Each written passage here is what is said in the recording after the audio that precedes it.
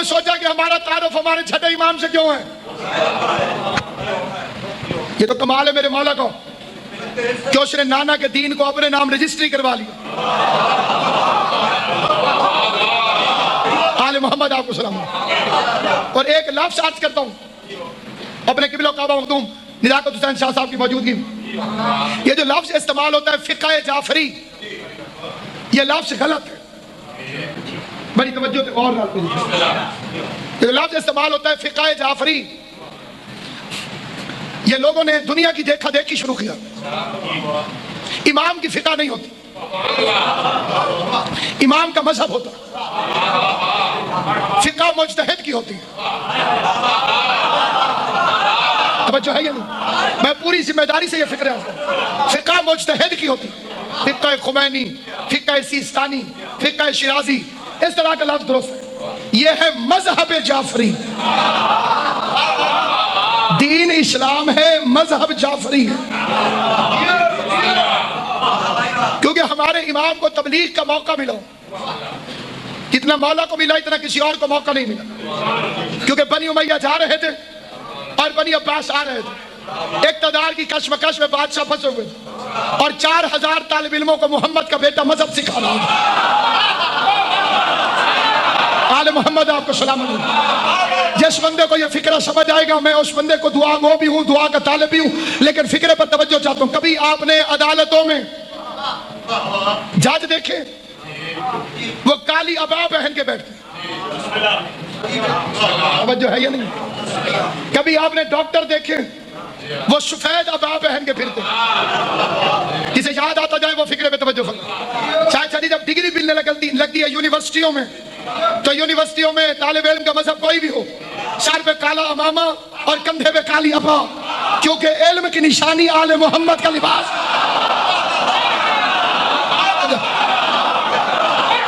علم کی علامت آل محمد کا لباس ہے۔ کیمسٹری کا امام جابر بن حیان میرے چھٹے امام کا شاگرد، طب کا امام ابو علی سینا میرے چھٹے امام کا شاگرد، البیرونی میرے چھٹے امام کا شاگرد۔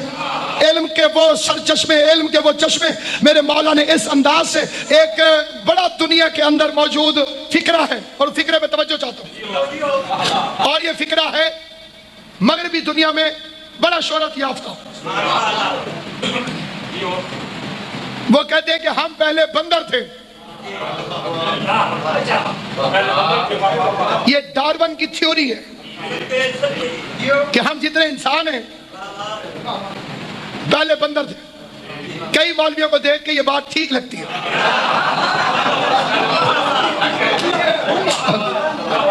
اس نے کہا جی ہم پہلے بندر تھے، ترقی کر کے انسان بنے۔ یہ جتنے کالج یونیورسٹی کے حضرات ہیں وہ اس تھیوری سے واقف ہیں کہ انسان پہلے بندر ہوتا تھا، جنگلوں میں پھرتا تھا، پیڑوں پہ رہتا تھا، پھر اس نے ترقی کی، انسان بن گیا۔ تمہارے میرے چھٹے امام کی خدمت میں بندہ آیا، اس کا مولا لوگ کہتے ہیں کہ ہم پہلے بندر تھے، ترقی کر کے انسان بنے ہیں۔ ایک فکرے میں کائنات کے بادشاہ نے فکرہ کہا ہے، جا کے کالجوں میں یونیورسٹیوں میں فخر کے ساتھ صادق آل محمد کے فکرے کو بیان کرنا، اور پھر دیکھنا کہ کائنات کا علم کتنا نیچا ہے میرے مولا کے سامنے۔ امام نے فرمایا جا کے ان لوگوں سے کہہ دے کہ بندر ترقی کر کے انسان نہیں بنا، انسان کو سزا ملی تو بندر بنا دیا گیا۔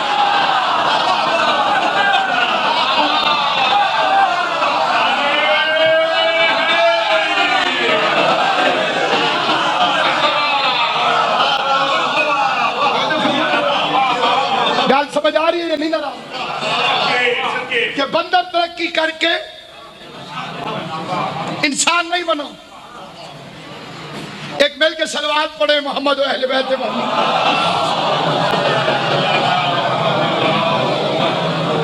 بندر ترقی کر کے امام نے فرمایا انسان نہیں بنا، انسان کی تنزلی کا نام بندر ہے۔ ایک قوم تھی جو نقلیں اتارتی تھی نبیوں کی، جیسے نبی نے چلنا پیچھے ویسے نقلیں اتار کے چلنا، اللہ نے بندر بنا دی۔ توجہ ہے یا نہیں؟ اس لیے سامعین گرامی علم علی کا بھی وہی، حسن کا بھی وہی، حسین کا بھی وہی، لیکن جس کو تبلیغ کے مواقع ملے زیادہ، سب سے طویل العمر امام صادق 65 سال عمر مبارک ہے میرے مولا کی۔ اور بڑا لطف آتا ہے اس وقت، موجودہ مولوی تو باتیں چھپا گئے لیکن کتابوں میں تو ابھی لکھی ہوئی ہیں۔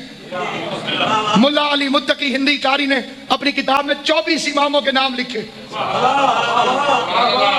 کتنے جی؟ 12 ہمارے، 12 کسی اور کے۔ ہمارے اس لیے کہ ہم اس نے لکھا کہ یہ 12 شیعوں کے، اس میں پہلا علی، آخری مہدی، اور چھٹے کا نام لکھا جعفر الصادق۔ اپنے پاس اس نے جو بھی ترتیب لکھی، چھٹے کا نام لکھا یزید۔ میں منبر رسول سے مجلس حسین میں ہر غیرت مند کو دعوت دیتا ہوں کہ اگر شیعوں کا مقابلہ کرنا ہے تو کھول کے کر، جیسے ہم نے اپنا تعارف اپنے چھٹے امام سے کرایا ہے، جرت کر کے تو بھی اپنا تعارف اپنے چھٹے ہوئے امام سے کرایا ہے۔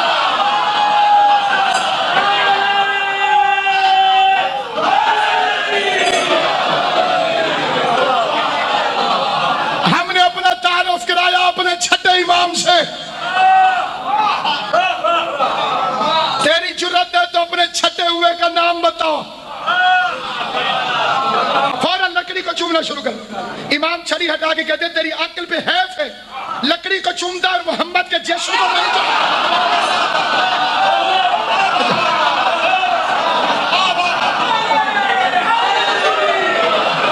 یہ تو لکڑی ہے اور تیرے سامنے خود جسم محمد کھڑا ہے، لحموں کا لحمی، اولنا محمد وآخرنا محمد وآوسطنا محمد وکلنا۔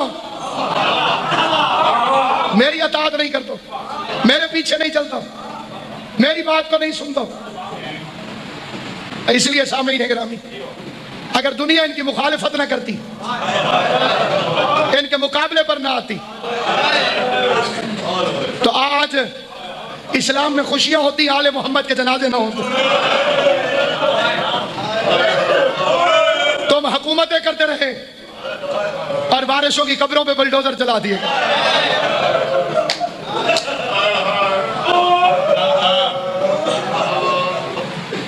جس طرح نانے کے دین کی تبلیغ کی، اسی طرح سے حسین کے مصائب کی تبلیغ کی۔ اتنا روتا تھا میرا امام، عید والے دن کالے کپڑے پہنتا تھا۔ پوری ذمہ داری سے میں یہ فکر عرض کر رہا ہوں، عید والے دن میرا چھٹا امام کالا لباس پہنتا تھا۔ راوی کہتا میں مبارکباد دینے کے لیے مدینے گیا، پہلے رسول کی قبر پہ آیا۔ عید والا دن ہر بندے نے خوشبو لگائی ہوئی، اچھے لباس پہنے ہوئے۔ کہتے میں نے نبی کی قبر پہ 2 رکعت نماز پڑھی، پھر میں اپنے امام کو مبارکباد دینے گیا۔ میں نے دروازے پہ دستک دی، اندر سے میرا چھٹا امام کالے کپڑے پہن کے باہر آیا۔ میں نے قدموں پہ ہاتھ رکھ کے کہا مولا لوگ کیا کہیں گے، عید والے دن بھی کالے کپڑے۔ سید اتنا رویا کہ داڑھی آنسوؤں سے بھیگ گئی، رو کے فرماتے ان لوگوں نے ہمیں کون سی عید منانے دی؟ ان مسلمانوں سے پوچھ انہوں نے ہمیں کون سی عید منانے دی؟ ایک عید سے 9 دن پہلے زینب اپنے باپ کا امامہ اٹھا کے مٹی پر بیٹھ کر روتی رہی۔ دوسری عید پہ دریا کا کنارہ، مسلم کے یتیم بچے ظالم کے آگے ہاتھ جوڑ جوڑ کے رو رو کے کہتے تھے بازار میں بیچ دے، یوسف سے تھوڑی قیمت میں نہیں بیچ۔ اجرکم علی اللہ جعلکم اللہ من الباقین۔ اللہ میرا تمہارا شمار رونے اور رلانے والوں میں کرے۔ جو غریب کے غم میں روتے ہو، حسین کی ماں تمہیں دنیا کے کسی غم میں نہ رلائے۔ کئی بندے اس بات پر ضد کرتے ہیں کہ عید کیوں نہیں؟ صغیر شادی 3 مہینے عید سے پہلے بھی اگر کسی کے گھر میں فوتگی ہو جائے، انہیں عید مبارک کہو، وہ کہتے ہیں ہم نے یہ عید نہیں منائی، ہمارے گھر فوتگی ہو گئی تھی۔ اللہ تمہیں سلامت رکھے، اللہ تمہیں رزق کی برکت دے، جو غریب کو روتے ہو۔ عید منا لیکن ویسے منا جیسے پردیس میں زینب نے منائی ہے۔ اللہ تیری ہائے قبول کرے۔ عید منا لیکن ویسے منا جیسے حسن حسین نے منائی ہے۔ عزاداران امام مظلوم سوال کرو علماء سے، کس طرح سے زینب نے بابا کی شہادت کے بعد رمضان والی عید منائی۔ کوفے کا شہر، زینب عالیہ کالے کپڑے، مٹی پر ملکہ تطہیر، بابا کا ماتم کرتے ہوئے کبھی مٹی اٹھا کے سر میں ڈال دیے، کبھی منہ پہ ماتم کر دیے۔ حسن حسین بی بی زینب کے قریب آئے، دونوں بھائیوں نے التماس کیا، زینب عالیہ بابا کے بعد پہلی عید ہے، ہم التماس کرتے ہیں جیسے تو عید والے دن بابا سے فرمائش کرتی تھی، آج حسن پہ کوئی فرمائش کر، میں تیری فرمائش پوری کروں۔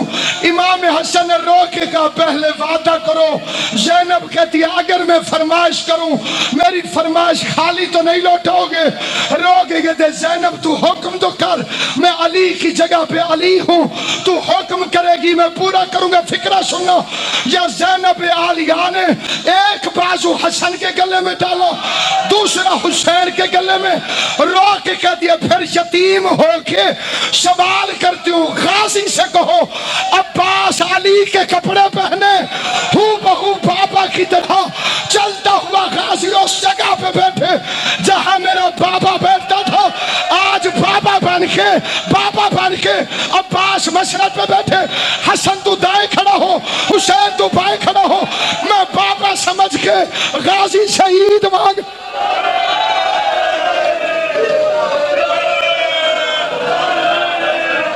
اجرکم اللہ۔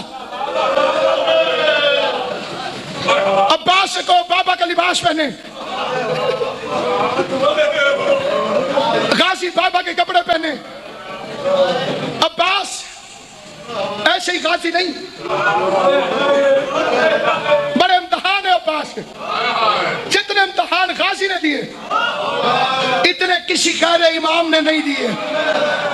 اجاز شدید بچے کو پتا ہے کہ علی نے قاتل کو شربت پلایا، سنی شیعہ کو پتا ہے کہ علی نے قاتل کو شربت پلایا، اپنے پرائے کو پتا ہے کہ علی نے قاتل کو شربت پلایا، چھوٹے بڑے کو پتا ہے کہ علی نے اپنے قاتل کو شربت پلایا۔ کیوں پلایا؟ ذرا مار کے دوڑ گیا، صحابہ نے پکڑا تھا اسے گلی میں سے، دوڑا کیوں تھا؟ علی کے بیٹوں کے ڈر سے کہ کوئی علی کا بیٹا مجھ سے بدلہ نہ لے لے، جس کے بیٹے موجود ہو اس کا قاتل بھاگ جاتا ہے، اور جس کے بیٹے مارے جائیں اس کا قاتل اس کے مقتل میں پھرتا ہے۔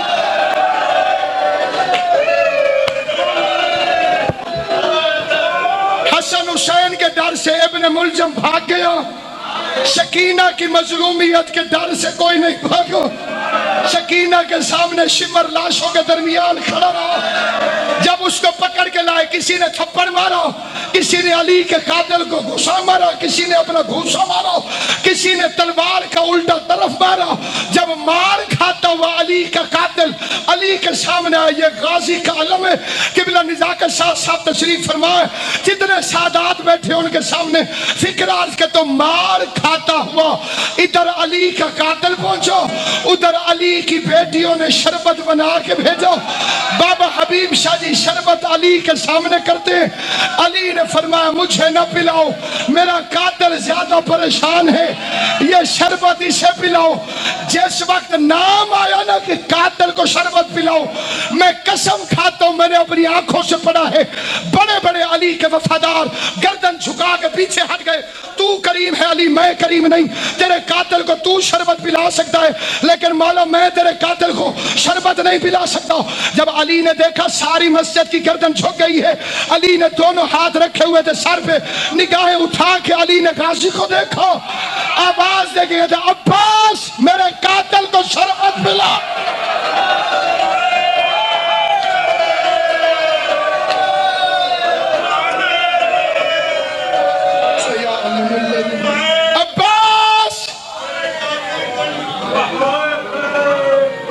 آخری فکر ہے میرے قاتل کو شربت پلاؤ۔ 2 دن چھپ چھپ کے باپ کو دیکھتی رہی،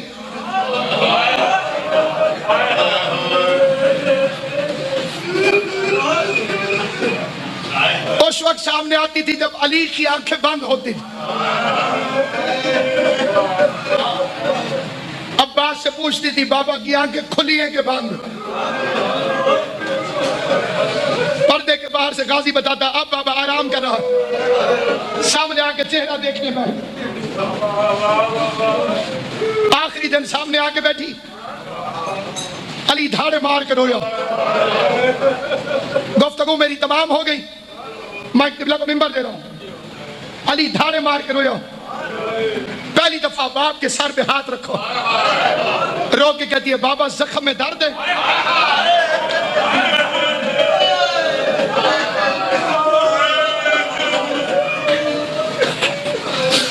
بابا زخم میں درد ہے؟